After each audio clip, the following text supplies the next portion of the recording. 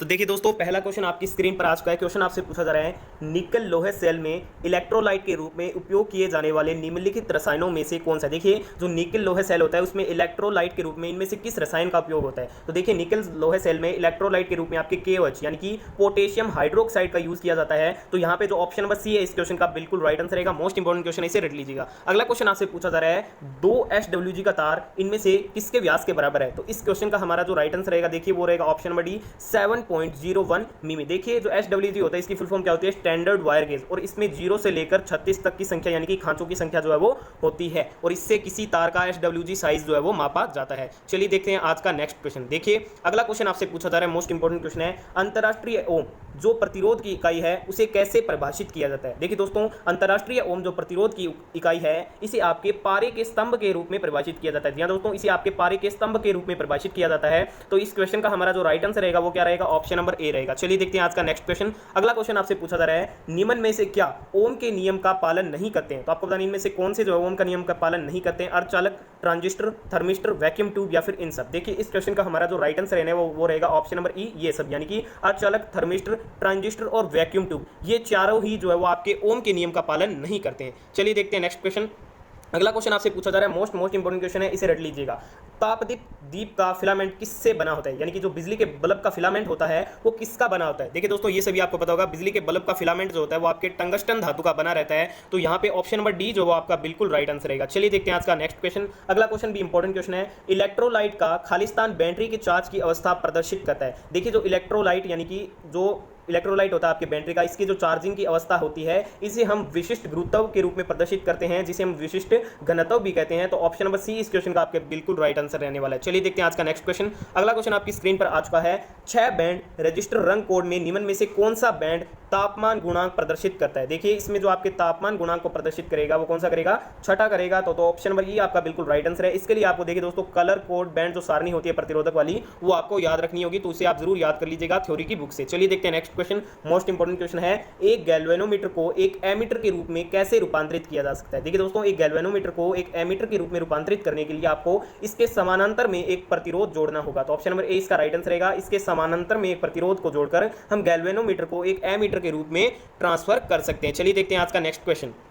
अगला क्वेश्चन आपसे पूछा जा रहा है, मोस्ट इंपॉर्टेंट क्वेश्चन है, भूयोजन तार का भूमिगत तार का आकार किस पर निर्भर करता है। देखिए, जो भूमिगत केबल होती है इसका आकार आपके निम्न पर निर्भर करता है, यानी कि ए व सी दोनों पर। देखिए, भूमिगत तार के माध्यम से प्रवाहित अधिकतम दोष धारा पर तथा मर्दा की प्रतिरोधकता पर, यानी कि इन दोनों पर आपके भूमिगत तार का आकार जो है वो निर्भर करता है। तो ये पॉइंट आपको ध्यान में रखना है। चलिए देखते हैं नेक्स्ट क्वेश्चन। अगला क्वेश्चन आपसे पूछा जा रहा है, स्टोरेज बैटरी की ट्रिकल चार्जिंग से कैसे सहायता होती है। देखिए दोस्तों, स्टोरेज बैटरी की ट्रिकल चार्जिंग से ये सहायता होती है, इससे इसे ताजा और पूर्णतः चार्ज बनाए रखने में हमें सहायता मिलती है। तो ऑप्शन नंबर डी जो है इस क्वेश्चन का आपके बिल्कुल राइट आंसर रहने वाला है। चलिए देखते हैं आज का नेक्स्ट क्वेश्चन।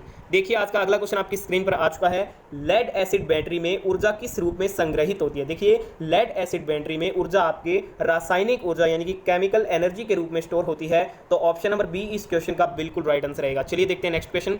अगला क्वेश्चन आपकी स्क्रीन पर आ चुका है, यदि किसी प्रतिरोधक के 3 रंग बैंड्स पीले, बैंगनी और ब्राउन है तो प्रतिरोधक का मान क्या होगा। देखिए दोस्तों, मैंने आपको कह दिया, इसके लिए आपको आपकी थ्योरी की बुक में जो कलर बैंड सारणी है प्रतिरोध वाली वो आपको याद रखनी होगी। वैसे इस क्वेश्चन का राइट आंसर रहेगा ऑप्शन नंबर ए 470 ओम। तो आप उस सारणी को याद कर लीजिएगा, जिसमें पहला आपके पट्टी जो है वो रंग को दर्शाती है, द्वितीय पट्टी आपकी द्वितीय रंग को दर्शाती है, तृतीय पट्टी आपके गुणांक को दर्शाती है और चौथी पट्टी आपके टॉलरेंस यानी कि उसकी प्रतिशतता को दर्शाती है। तो ये बात आपको ध्यान में रखनी है। चलिए देखते हैं अगला क्वेश्चन। अगला क्वेश्चन आपसे पूछा जा रहा है, 50 कूलाम आवेश 5 सेकंड की अवधि तक संवाहक में प्रवाहित होने पर धारा का मान क्या होगा। देखिए, इसके लिए जो फॉर्मूला आपको याद रखना है क्या होता है, I बराबर क्या हो जाएगा, Q अपॉन में T। देखिए, यहाँ पे Q आवेश का मान कितना मेरे पास 50 है, सेकंड यानी कि समय कितना दिया गया है, 5 दिया गया है, तो 5 10 कितना हो जाएगा 50। तो यहाँ पे जो अपने पास धारा का मान आ जाएगा वो कितना आ जाएगा, 10 एम्पियर आ जाएगा। तो ये बात आपको ध्यान में रखनी है। चलिए देखते हैं नेक्स्ट क्वेश्चन। अगला क्वेश्चन पूछा जा रहा है, इंपॉर्टेंट क्वेश्चन है, खालिस्तान चालकता का व्युत्क्रम है। देखिए, जो प्रतिरोधकता होती है ये आपके चालकता का व्युत्क्रम होता है।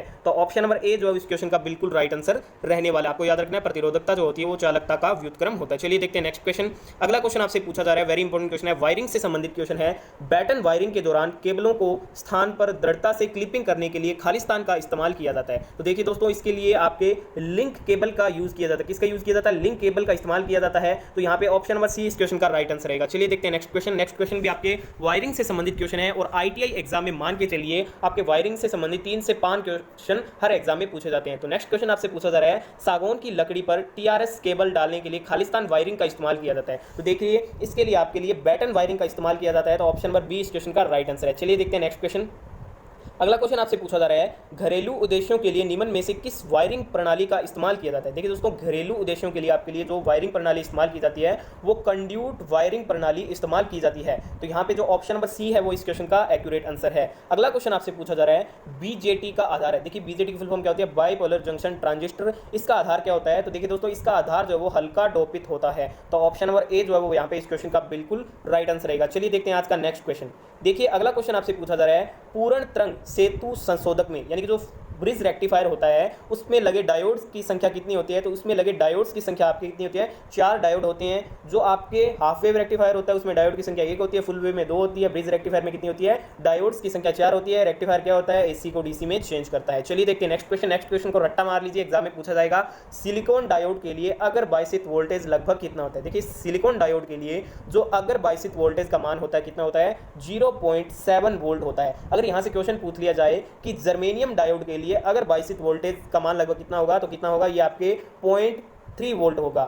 किसके लिए? जर्मेनियम के लिए। सिलिकॉन के लिए कितना होगा? 0.7 वोल्ट होगा। चलिए देखते हैं आज का नेक्स्ट क्वेश्चन। अगला क्वेश्चन आपसे पूछा जा रहा है, ये आपको सिंबल दर्शाया गया है, निम्नलिखित में से कौन सा डायोड नीचे दिए गए प्रतीक को दर्शाया जाता है? तो देखिए ये जो आपके सिंबल दिया गया है ये सिंबल आपके किस डायोड का है? टनल डायोड का। किस डायोड का है? टनल डायोड का है। तो ये बात आपको ध्यान में रखनी है। चलिए देखते हैं नेक्स्ट क्वेश्चन। अगला क्वेश्चन आपसे पूछा जा रहा है, डबल एनर्जी ट्रांजिस्ट किस में होता है? तो किस में होता है? देखिए डबल एनर्जी तो ट्रांजिस्ट होता है ये आपके आरएलसी सर्किट में होता है। किस सर्किट में होता है? आरएलसी सर्किट में होता है। तो यहाँ पे जो ऑप्शन नंबर डी है वो आपका राइट आंसर रहेगा। अगला क्वेश्चन आपसे पूछा जा रहा है, मोस्ट इंपोर्टेंट क्वेश्चन आपके, थायरिस्टर की कितनी परतें होती है? देखिए जो थायरिस्टर होता है इसमें परतों की संख्या कितनी होती है? 4 होती है। तो यहाँ पे ऑप्शन नंबर सी आपका बिल्कुल राइट आंसर रहेगा। चलिए देखते हैं नेक्स्ट क्वेश्चन। अगला क्वेश्चन आपकी स्क्रीन पर आ चुका है, पूछा जा रहा है इंपॉर्टेंट क्वेश्चन है, निम्न में से कौन से डायोड रिवर्स ब्रेकडाउन रीजन में संचालित होते हैं? देखिए जो आपके जेनर डायोड और एवलांच डायोड होते हैं वो आपके रिवर्स ब्रेकडाउन रीजन में संचालित होते हैं। तो यहाँ पे जो राइट आंसर रहेगा वो रहेगा ऑप्शन नंबर ई, सी व डी दोनों, यानी कि जेनर डायोड और एवलांच डायोड, ये दोनों डायोड आपके रिवर्स ब्रेकडाउन रीजन में संचालित होते हैं यानी कि कार्य करते हैं। चलिए देखते हैं अगला क्वेश्चन। अगला क्वेश्चन आपसे पूछा जा रहा है, गुणवत्ता कारक को और किस नाम से भी जाना जाता है? देखिए जो गुणवत्ता कारक होता है इसे आपके अन्य नाम से जाना जाता है, वो क्या है? वोल्टता आवर्धन इसका अन्य नाम है। तो ऑप्शन नंबर ए इस क्वेश्चन का बिल्कुल राइट आंसर रहेगा। चलिए देखते हैं नेक्स्ट क्वेश्चन। अगला क्वेश्चन आपसे पूछा जा रहा है, 200 हर्ट्ज की आवृत्ति के लिए समय अवधि जो है वो कितनी होगी? देखिए फ्रीक्वेंसी का जो फॉर्मूला होता है, फ्रीक्वेंसी इक्वल्स टू 1/में टी होता है। अगर यहाँ से आपके लिए टाइम पीरियड पूछा जाता है तो टी बराबर क्या हो जाएगा? 1/में एफ हो जाएगा। एफ आपके पास कितना दिया गया है? 200 दिए गए, तो आपको क्या करना है? 1/200 करना है। जब आप इसमें भाग देंगे तो आपका राइट आंसर निकलेगा 0.005 सेकंड। तो ऑप्शन नंबर बी आपका राइट आंसर रहेगा। ये फॉर्मूला आपको याद रखना है। अगला क्वेश्चन आपसे पूछा जा रहा है, सक्रिय डिवाइस का उदाहरण निम्न में से कौन सा है? देखिए इनमें से जो सक्रिय डिवाइस का उदाहरण है वो कौन सा है? ट्रांजिस्टर। ट्रांजिस्टर एक सक्रिय डिवाइस होता है। तो ऑप्शन नंबर बी आपका बिल्कुल राइट आंसर है। चलिए देखते हैं नेक्स्ट क्वेश्चन। देखिए अगला क्वेश्चन आपसे पूछा जा रहा है, फीडर सुरक्षा के लिए प्रयुक्त किया जाने वाला रिले इनमें से कौन सा है? देखिए जो फीडर सुरक्षा होती है इसमें जो रिले यूज किया जाता है उसका नाम क्या होता है? ट्रांसले रिले इसमें यूज किया जाता है। तो ऑप्शन नंबर बी ट्रांसले रिले आपका राइट आंसर रहेगा। इसका यूज आपके फीडर सुरक्षा हेतु किया जाता है। चलिए देखते हैं नेक्स्ट क्वेश्चन। अगला क्वेश्चन पूछा जा रहा है, मोटर से संबंधित है, स्पिरल केज इंडक्शन मोटर में रोटर स्लॉट को थोड़ा सा तिरछा क्यों रखा जाता है? इसका क्या कारण होता है? तो इसका कारण होता है आपके चुंबकीय गुंजन को कम करने हेतु। चुंबकीय गुंजन को कम करने हेतु इसे आपके थोड़ा सा तिरछा जो है वो रखा जाता है। चलिए देखते हैं आज का नेक्स्ट क्वेश्चन। अगला क्वेश्चन आपसे पूछा जा रहा है, 5 लाइट के बल्ब 110 वोल्ट पर समानांतर में जुड़े हैं, प्रत्येक बल्ब को 200 वाट पर रेट किया गया है, तो प्रत्येक बल्ब के माध्यम से लगभग कितने करंट की खपत होगी? देखिए यहाँ पे आपको V का मान दे दिया गया है 110 वोल्ट, P का मान दे दिया गया है 200 वाट। देखिए जो फॉर्मूला क्या होता है, P is equal to V into I. अब आपको I का मान निकालना है तो यहाँ से क्या हो जाएगा? P/V। P का मान आपके पास कितना है? 200 है और V का मान कितना है? 110 है। भाग दे दीजिए, आपका राइट आंसर आ जाएगा। भाग देने पर आपका जो राइट आंसर आएगा वो क्या आएगा? ऑप्शन नंबर सी 1.8 एम्पियर इसका मान आ जाएगा। बस आपको फॉर्मूले में वैल्यू ही पुट करनी है। अगला क्वेश्चन आपसे पूछा जा रहा है, यदि किसी भी समानांतर सर्किट में समानांतर प्रतिरोधकों को एक सर्किट से हटा दिया जाता है तो कुल प्रतिरोध पर इस पर क्या प्रभाव पड़ता है? देखिए जो समानांतर सर्किट होते हैं उसमें यदि किसी प्रतिरोध में से, यानी कि ये 3 है, यदि इन तीनों में से ऊपर वाले को हटा दिया जाता है तो इस स्थिति में कुल प्रतिरोध जो है वो बढ़ता है। और देखिए दोस्तों जो आपके समानांतर प्रतिरोध होते हैं उसमें आपके जो मान लीजिए 3 प्रतिरोध लगे हुए हैं, इसमें जो आपके सबसे छोटा प्रतिरोध होगा उससे भी आपके जो टोटल रेजिस्टेंस है उस प्रतिरोध से भी कम होगा।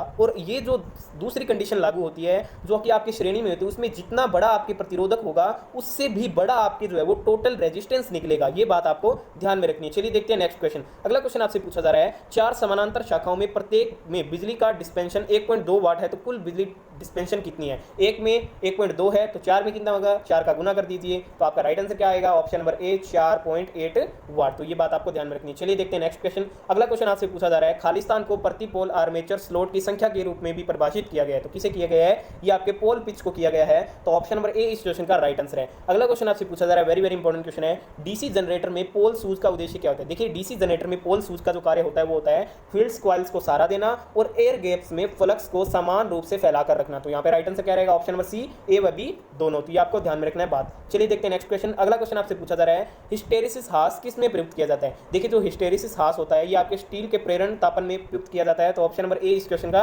राइट आंसर है। अगला क्वेश्चन आपसे पूछा जा रहा है, थर्मोपाइल किस सिद्धांत के अधीन काम करता है? तो देखिए जो थर्मोपाइल होता है ये आपके सीबेक प्रभाव के अंतर्गत कार्य करता है, तो यहाँ पे राइट आंसर क्या रहेगा? ऑप्शन नंबर ई इसका राइट आंसर रहेगा।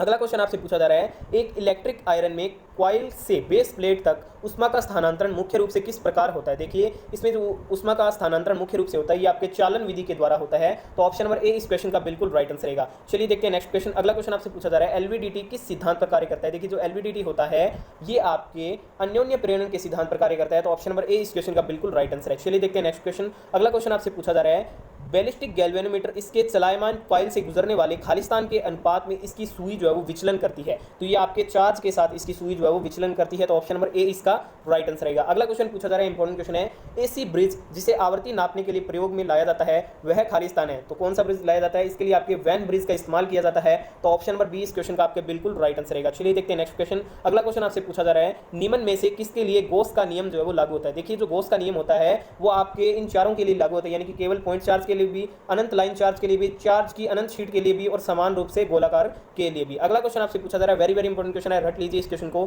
थर्मल रिले किस सिद्धांत पर काम करता है? देखिए जो थर्मल रिले होती है ये उष्मा प्रभाव पर कार्य करती है, तो ऑप्शन नंबर बी आपका इस क्वेश्चन का बिल्कुल एक्यूरेट आंसर है। चलिए देखते हैं नेक्स्ट क्वेश्चन। अगला क्वेश्चन आपसे पूछा जा रहा है, निम्न में से कौन सा एक उपकरण है जिसका प्रयोग इंसुलेशन प्रतिरोध को मापने में किया जाता है? देखिए इंसुलेशन प्रतिरोध मापन हेतु मेगर का यूज किया जाता है और इंसुलेशन प्रतिरोध हमेशा आपको याद रखना है मेगा ओम में मापा जाता है। नेक्स्ट क्वेश्चन आपसे पूछा जा रहा है, किसी मर्क्यूरी आर्क रेक्टिफायर में एनोड सामान्य तौर पर खालिस्तान से निर्मित होते हैं, तो इसमें एनोड सामान्य तौर पर आपके ग्रेफाइट से निर्मित होते हैं, तो ऑप्शन नंबर डी आपका बिल्कुल राइट आंसर है।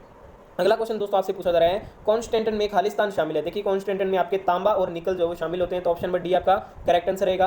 अगला क्वेश्चन देखिए, इलेक्ट्रिक आयरन बॉक्स का हीटिंग एलिमेंट एक खालिस्तान मिश्र धातु से बना होता है। देखिए इलेक्ट्रिक आयरन बॉक्स का जो हीटिंग एलिमेंट होता है वो आपके निकल और क्रोमियम से बना होता है। वेरी वेरी इंपॉर्टेंट क्वेश्चन है, बार बार आईटी एग्जाम में पूछा जाता है, तो ये आपके निकल और क्रोमियम से जो है वो निर्मित होता है, तो ऑप्शन नंबर डी आपका करेक्ट आंसर है। अगला क्वेश्चन आपसे पूछा जा रहा है, वेव वाइंडिंग में समांतर पथों की संख्या यानी कि समांतर मार्गों की संख्या कितनी होती है? तो कितनी होती है? 2 होती है। और लेप वाइंडिंग में कितनी होती है? की संख्या के बराबर होती है। तो देखिए दोस्तों ये थे आपके 50+ क्वेश्चन मैंने आपको कवर करा दिए इलेक्ट्रिशियन थ्योरी के, रट लीजिए पेपर इसमें से आ जाएगा। और वीडियो पसंद आई है तो लाइक और शेयर करना मत भूलिएगा। मिलते हैं नेक्स्ट